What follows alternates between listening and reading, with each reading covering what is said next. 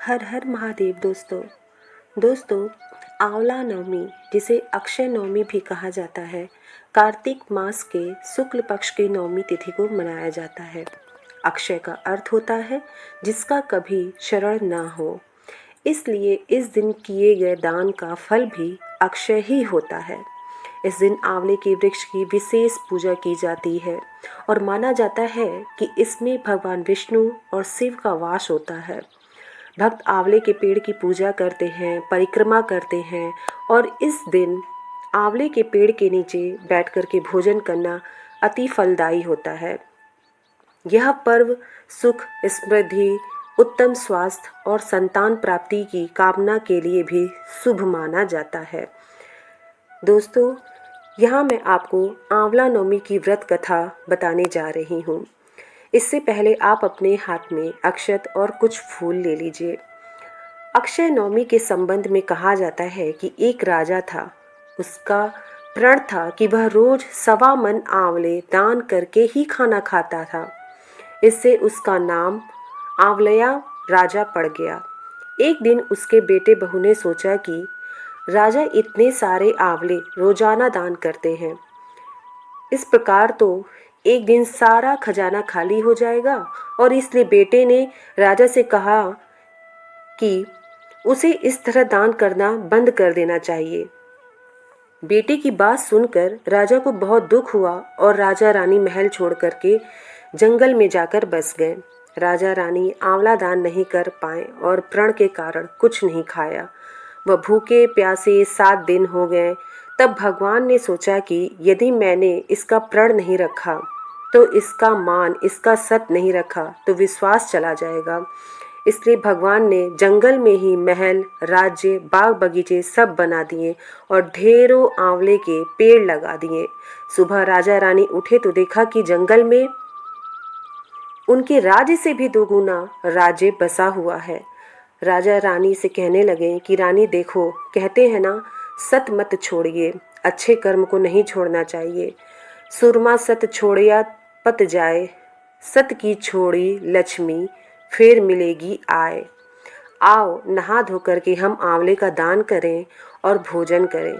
राजा रानी ने आंवले का दान करके खाना खाया और खुशी खुशी उसी जंगल में रहने लगे।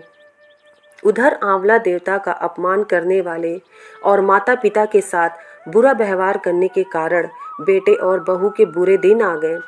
राज्य दुश्मनों ने छीन लिया, दाने दाने के मोहताज वो हो गए और काम ढूंढते ढूंढते वो अपने पिताजी के ही राज्य में आ पहुंचे।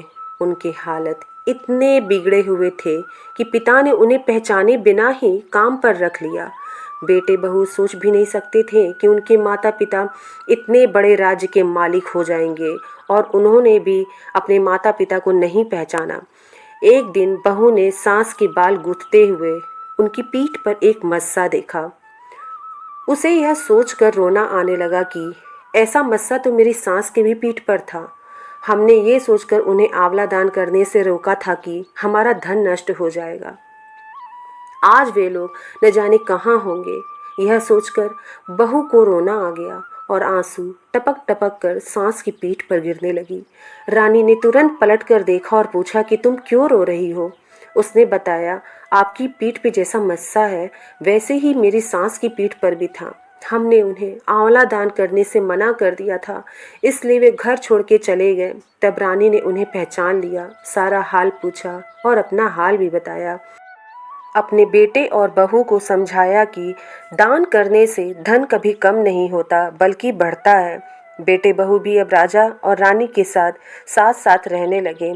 हे भगवान, जैसे आपने राजा रानी का मान रखा वैसे ही इस कथा का श्रवण करने वाले हर एक व्यक्ति का मान सम्मान रखिएगा और उनके परिवार में सुख संपत्ति और स्वास्थ्य दीजिएगा। दोस्तों, अब आप अपने हाथ में जो अक्षत और फूल लिए हैं उसे ईश्वर को अर्पित कर दीजिए और पूरा परिवार मिलकर के आरती करें, और इसके बाद पूरा परिवार मिलकर के आंवले के वृक्ष के नीचे भोजन करें।